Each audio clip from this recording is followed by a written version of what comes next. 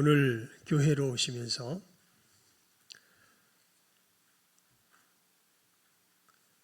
하나님께서 내 삶에 저기 멀리 계시기 때문에 내가 하나님께 조금 더 가까이 가야 되겠다, 이런 마음으로 오셨습니까? 아니면 하나님이 나와 함께 하시는 것을 알며 또 어떻게 하나님과 함께 친근히 나의 걸음을 걸어갈까 하는 마음으로 오셨습니까?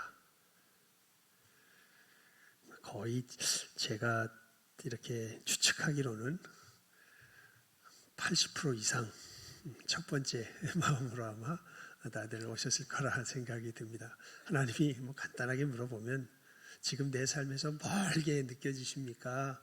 아니면 하나님께서 가깝게 느껴지십니까? 굉장히 우리의 믿음의 상태를 살필 때에 중요한 살펴보아야 할 기준입니다. 나에게서 지금 하나님이 멀게 느껴지는가 아니면 가깝게 느껴지는가?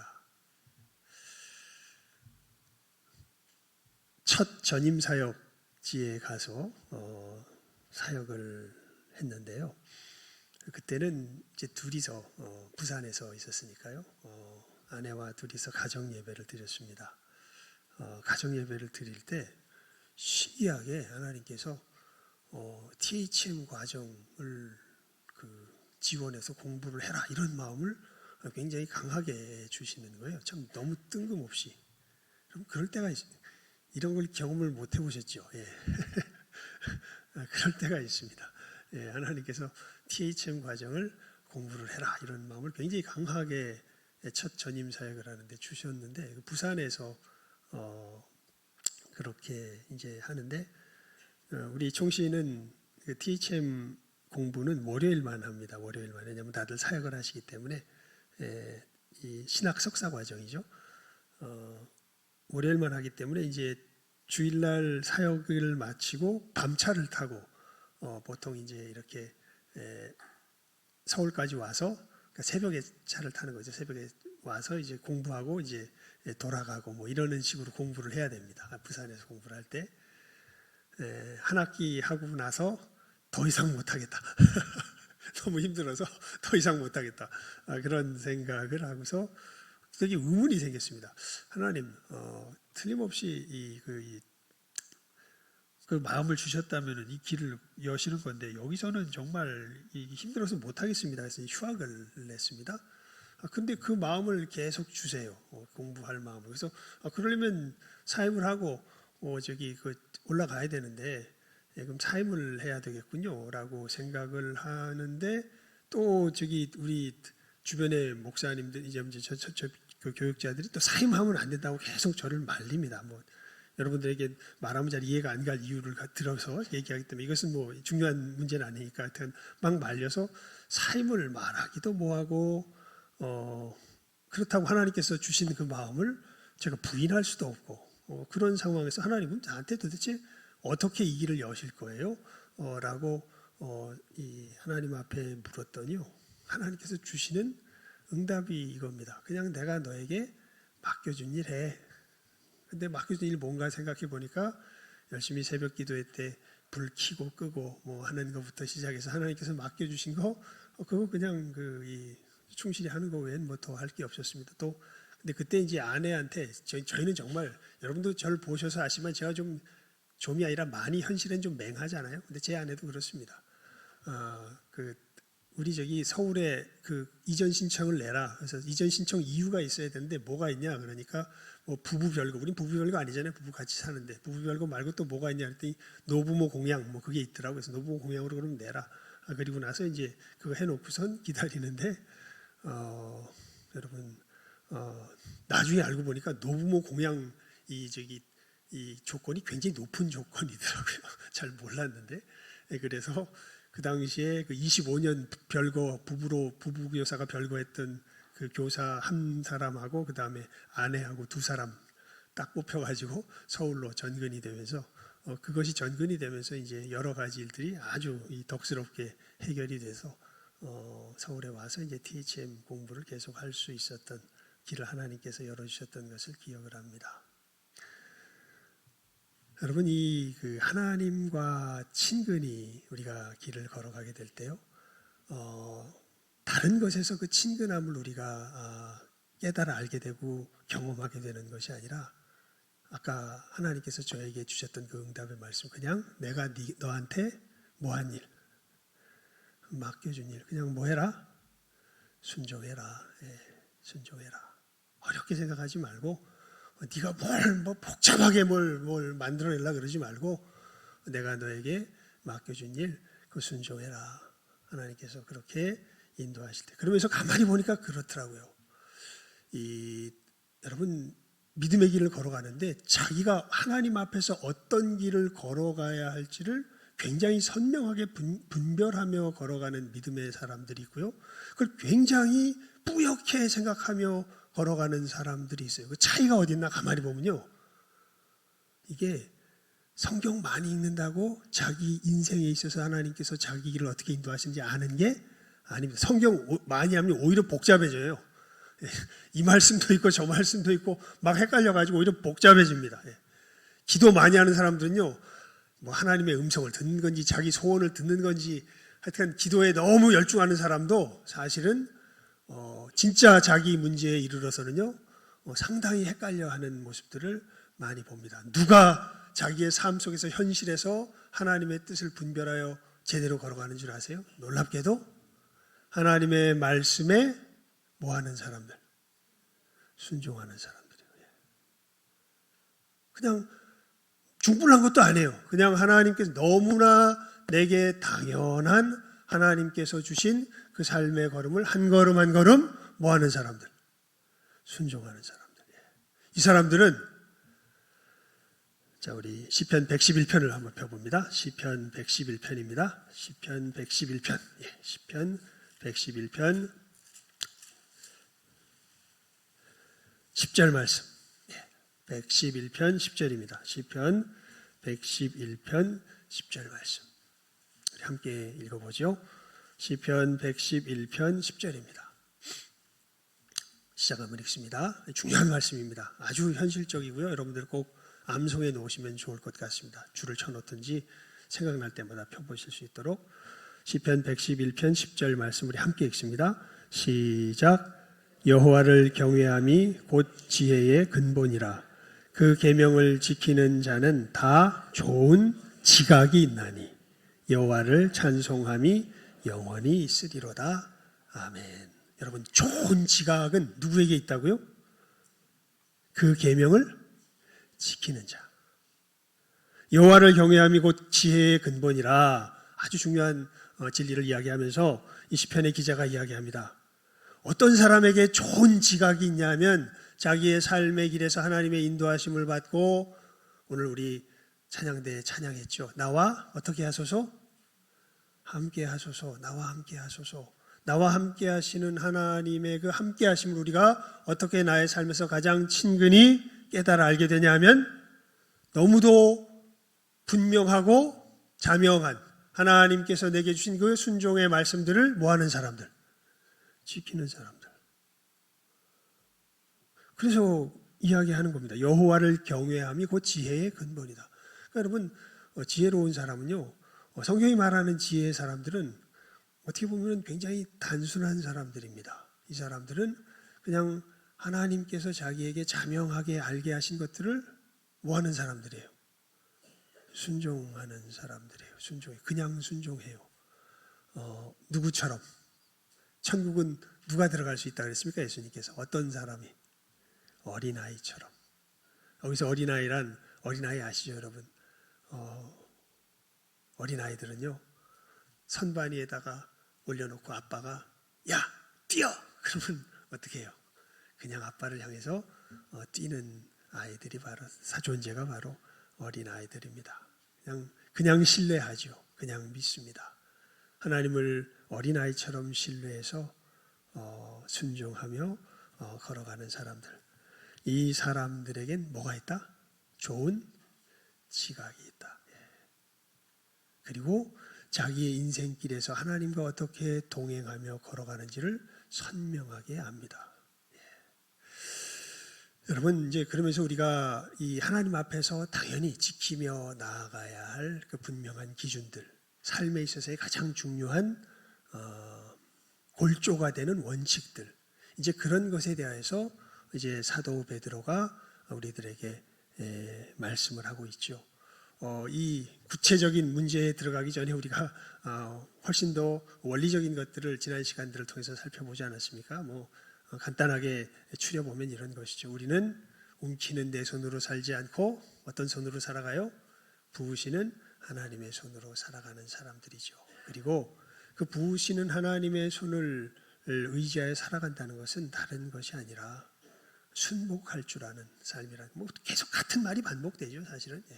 순복할 줄. 그것이 진짜 자유라고. 하나님께서 우리들 가운데 베풀어 두신 그 하나님의 창조의 목적과 선한 질서 가운데 뭐 할 줄 아는 것이, 순복할 줄 아는 것이 뭘 누리는 길이다? 진정한 자유를 누리는 길이다.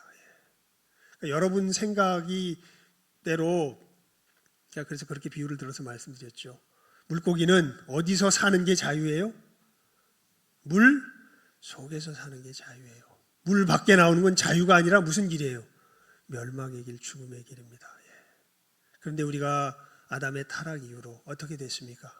우리는 어디서 살아야 자유로운 존재인데, 물 속에서 살아야 자유로운 존재인데, 물 밖에 나와서 퍼덕이는 걸 뭐라고 선포하면서 살아가요? 그걸 자유라고 선포하며 살아가죠. 그래서 우리는 멸망할 수밖에 없습니다. 이 고집을 꺾을 수가 있을까요? 없을까요? 없어요.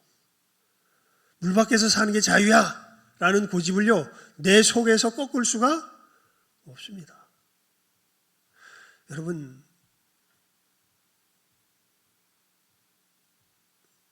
음란한 마음을 품으면 음란 죄를 범한 것이라고 그랬습니다. 저한테 말씀할 필요는 없습니다. 하나님 앞에서 진실하게 음란한 마음을 품은 적이 없으십니까?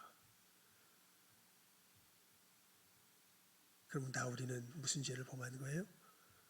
음란죄를 범한 것이죠. 그거 하면 안 된다는 거 알아요? 몰라요? 알죠. 그런데 안 하게 됩니까? 하게 됩니까? 하게 되죠.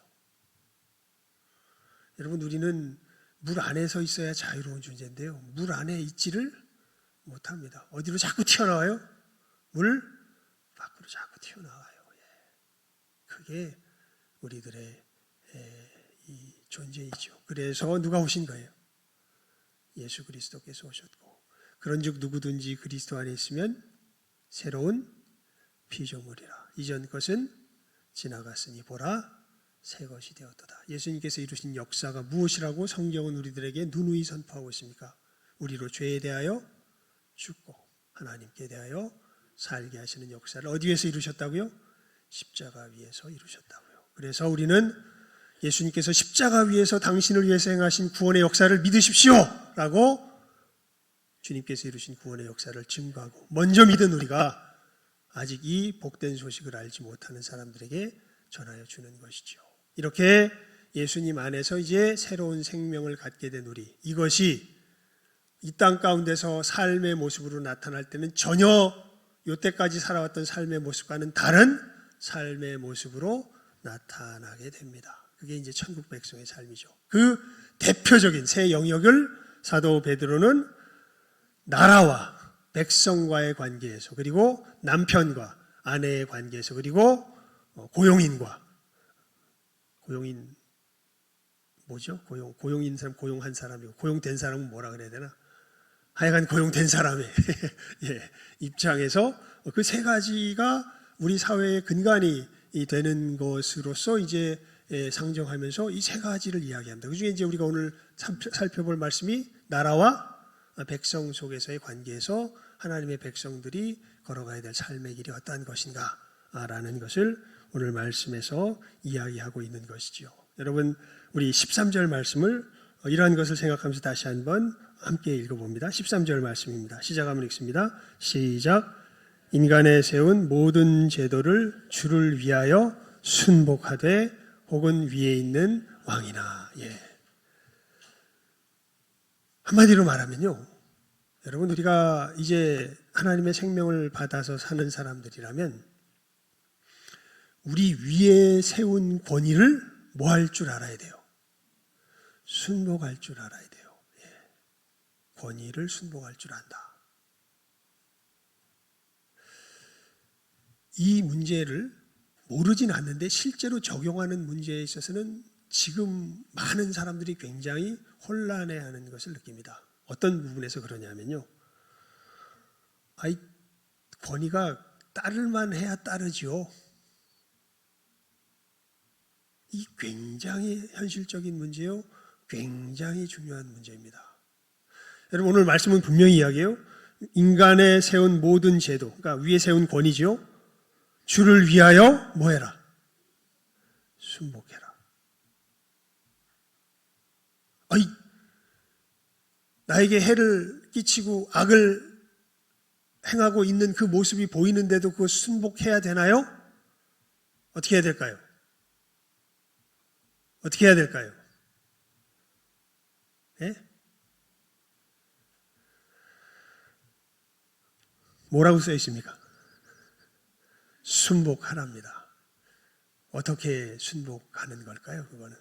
그것이 우리가 오늘 말씀 속에서 하나님께 구해야 할 은혜가 되는 것이 여러분 일단은 분명하셔야 돼요. 뭐 해야 돼요? 하나님께서 위에 세우셨다면 뭐 해야 돼요? 순복해야 돼요. 왜냐하면요. 우리 그 이유를 일단 이곳에서 먼저 확실하게 확인하고 넘어갑시다. 로마서 13장 1절을 펴보시기 바랍니다. 로마서 13장 1절입니다. 시작 한번 읽습니다. 로마서 13장 1절입니다. 13장 1절 중요한 말씀입니다. 로마서 13장 1절 시작 한번 읽습니다.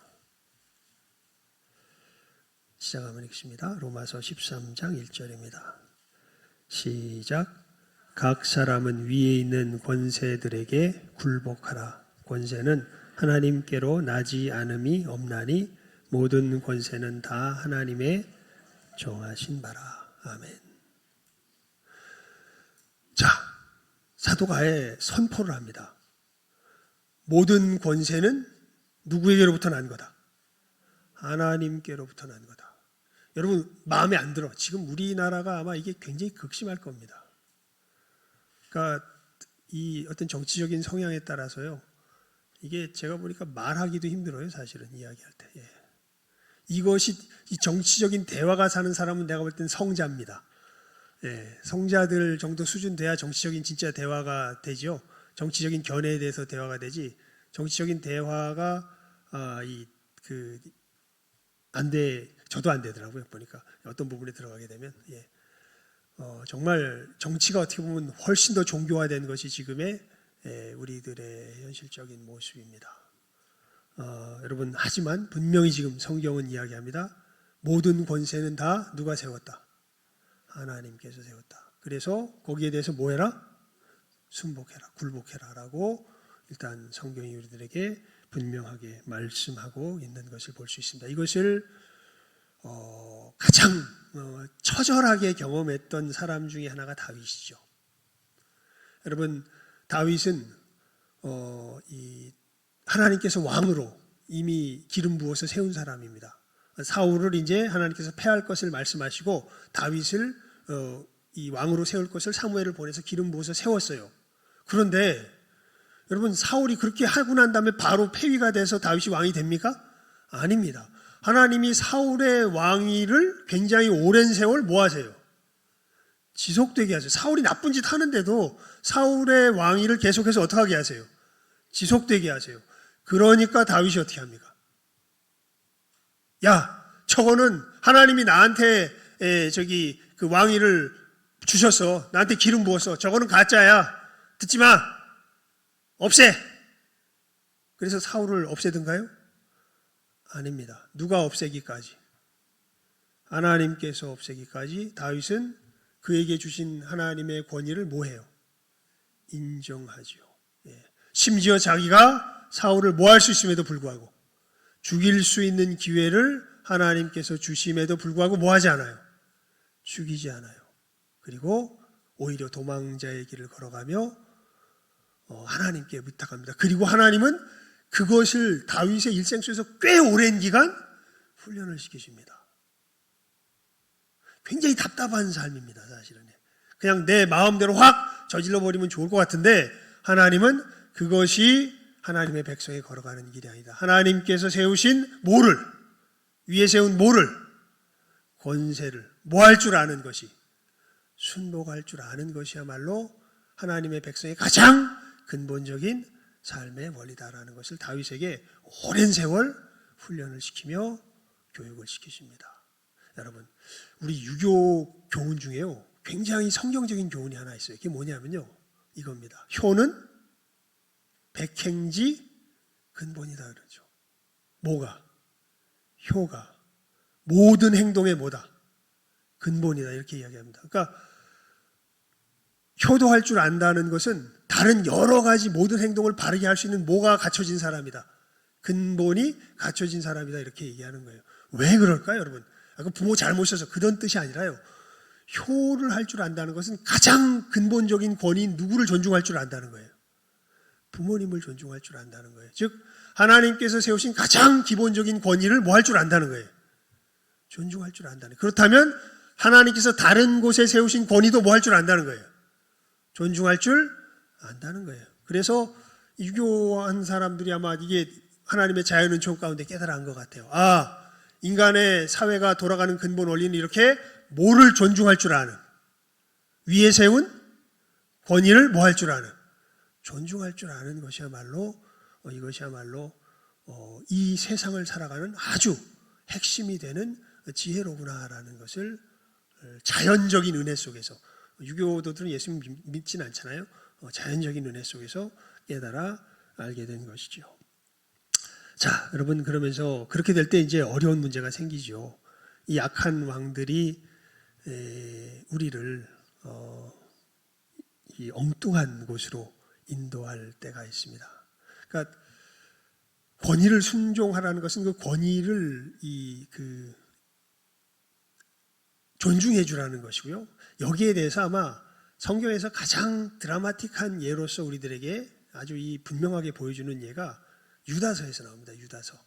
권위를 존중한다는 게, 악한 자라 할지라도 권위를 존중해 줄 줄 안다는 게 무엇일까에 대해서 유다서에 보면 그 예가 나와요. 여러분, 유다서는 어디 있냐면요, 유다서는 예수님의 동생 유다거든요.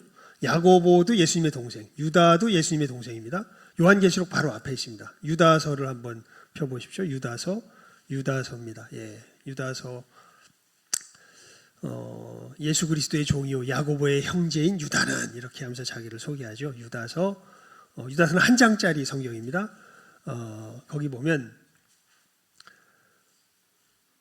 9절 말씀입니다. 9절 말씀. 거기에 보면 이 악한 자라 할지라도 우리 위에 세운 권위에 대해서 존중한다는 것이 무엇인지에 대해서 어떠한 것인지가 9절 말씀에 잘 나타납니다. 우리 함께 읽어봅니다. 시작 한번 읽죠. 시작. 천사장 미가엘이 모세의 시체에 대하여 마귀와 다투어 변론할 때에 감히 회방하는 판결을 쓰지 못하고 다만 말하되 주께서 너를 꾸짖으시기를 원하노라 하였거늘. 무슨 얘기냐면, 모세의 시체를 두고 이 군대 장관, 천사 중에서도 군대 장관인 미가엘과 사단이 한판 붙었습니다. 여러분, 근데 참 안 된 이야기지만 천사 중에서는 누가 제일 높을까요? 사단이 제일 높습니다. 누구보다 높아요? 미가엘보다 높아요. 그래서 사단이 뭘 어떻게 하고자 하는데 미가엘이 거기에 대해서 감히 뭐하는 판결을 쓰지 못해요?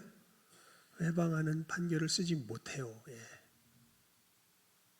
그리고 다만 주께서 너를 꾸짖으시기를 원하노라, 이렇게 이야기합니다. 이 마귀, 악한 놈아, 네가 하나님의 뜻을 거슬려서 그렇게, 그런데 그 하나님이 지금 누구한테 나보다 더 높은 권세를 주셨어요. 마귀한테 하나님께서 더 높은 권세를 주셨어요. 그러니까 미가엘이 마귀가 하려는 짓은 지금 모세의 시체를 가지고 좋은 일 하겠습니까? 나쁜 일 하겠습니까? 나쁜 일 하겠죠. 그거 뻔히 아는데 뭐를 무시할 수가 없어요.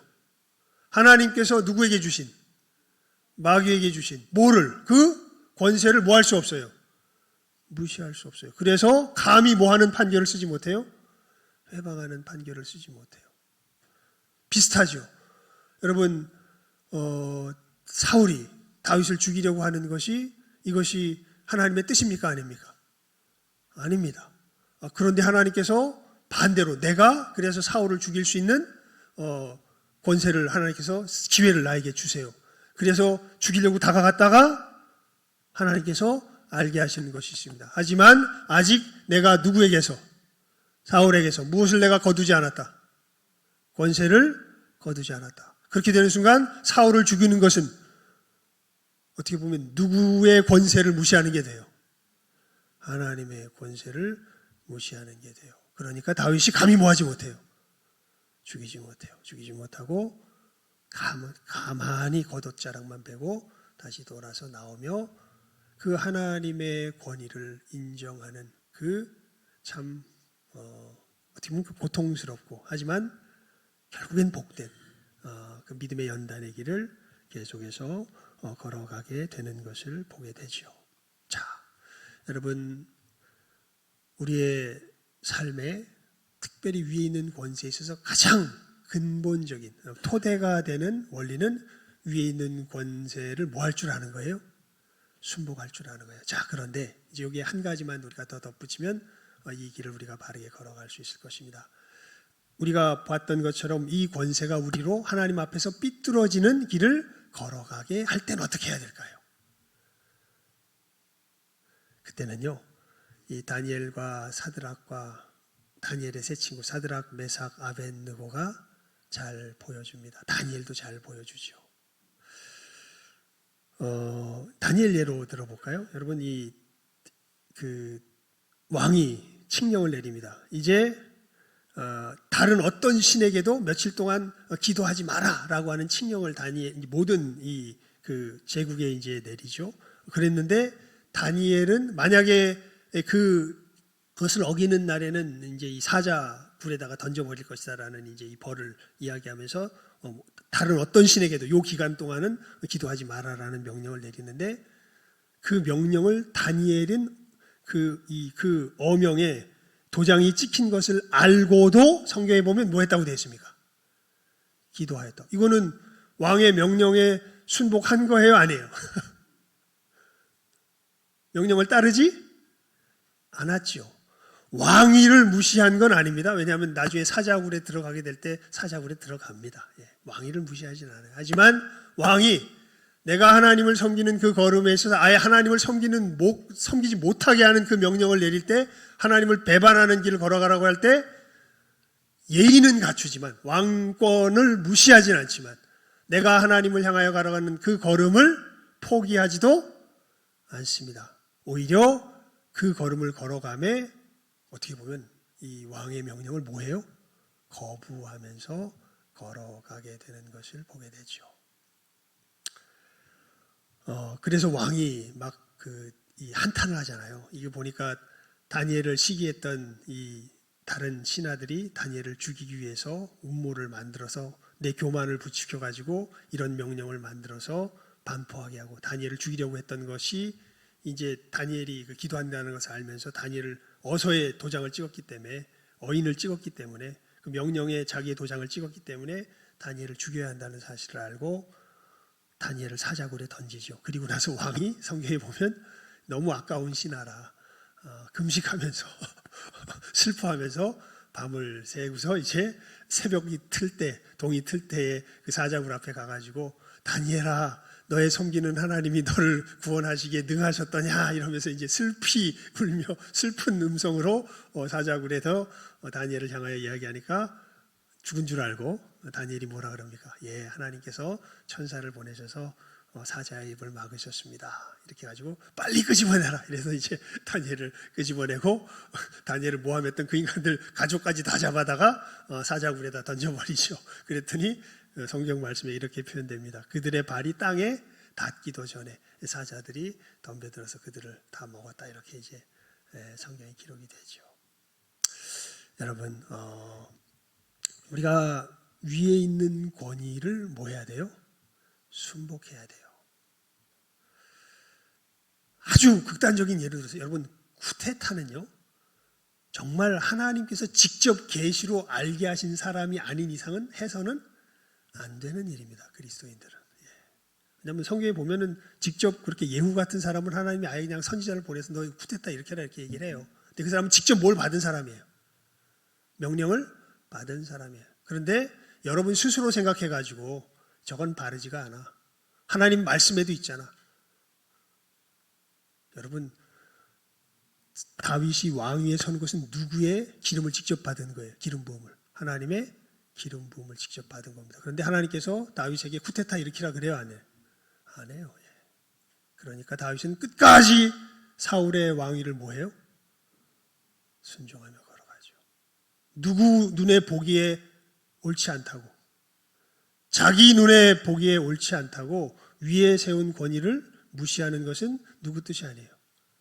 하나님 뜻이 아닙니다. 오히려 그것을 뭐 할 줄 아는 것이, 순복할 줄 아는 것이. 제가 복음을 전하면서 이 변화된 사람들 중에 이런 얘기를 종종 들었어요. 뭐냐면요, 사실 이혼을 깊이 생각했다는 거예요. 많은 자매들이. 왜냐하면 자기 남편을 뭐 할 수가 없어요? 견딜 수가 없어요. 더 심해질 겁니다. 앞으로 시대가 점점 더 가면 갈수록 더 심해질 겁니다. 각자의 요구사항이 엄청 자세해지고 구체적이고 그것을 만족해 줄 수 있는 사람이 있을까요? 여러분 살아보면서 알죠? 있습니까? 없습니까? 없습니다.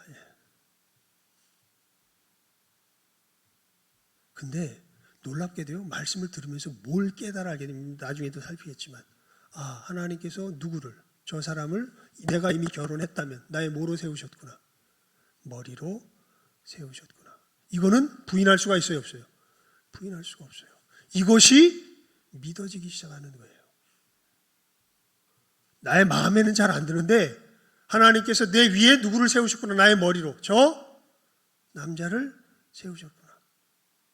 이것이 뭐 하기 시작하는 거예요? 믿어지기 시작하는 거예요. 그래서 누구를 섬기기 때문에, 하나님을 섬기기 때문에 그 남편을 섬기며 걸어가기 시작합니다.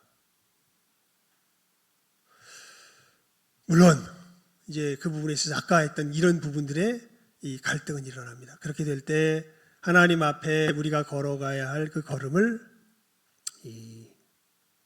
그 권위를 이용해서 우리를 못 걸어가게 할 때가 있어요. 그때는 정말 지혜롭게, 누구처럼? 다니엘처럼, 사드락과 메삭과 아벳느고처럼 무엇은 존중하되, 또 이 미가엘처럼 무엇은 존중하되, 권위는 존중하되, 하나님을 거역하게 하는 그 길은 단호히 뭐하면서? 거부하면서 걸어갈 줄 아는 것이죠. 여러분 오늘 뭐라고 인사했습니까? 기억 안 나죠? 겸손히. 하지만 뒤에가 뭡니까? 굳세게. 잘 기억하라 그랬죠. 그래서 우리 인사했을 때 뭐라고 인사했다고요? 겸손히. 하지만 어떻게 해요? 굳세게. 하나님 앞에서 우리의 걸음을 걸어갈 줄 알아야 합니다. 이 걸음을 복되게 걸어감으로 이 땅 위에서 하나님께서 우리에게 주신 생명을 또 우리의 삶의 현장에서 힘있게 증거하며 전파하며 나아갈 줄 아는 시간 함께하는 우리 모든 귀한 영혼들 다 될 수 있기를 주님의 이름으로 축원을 드립니다. 기도하겠습니다.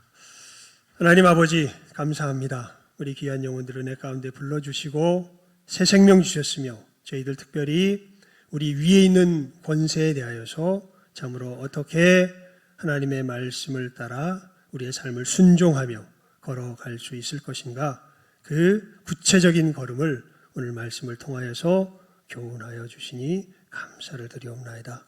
아버지 하나님, 내 눈에 보기에 옳고 그름이 문제가 아닙니다. 하나님께서 내 위에 누구를 세우셨는지를 분명하게 깨달아 알며 그 권위를 인정하며 존중하며 순복할 줄 아는 복된 믿음 더하여 주시옵소서. 아버지 하나님, 이 걸음 속에서 우리가 하나님을 향하여서 정말 주님 말씀하신 것처럼 가이사의 것은 가이사에게, 하나님의 것은 하나님께 분명하게 분별하며 드리며 걸어갈 줄 아는 이 믿음의 걸음, 겸손히 굳세게 참으로 내디디며 나아갈 줄 아는 이 시간 함께하는 모든 귀한 영혼들 다 되게 하여 주시기를 간절히 바라옵고 소원하옵고 축복하오며 모든 것 예수님의 이름으로 기도드리옵나이다. 아멘.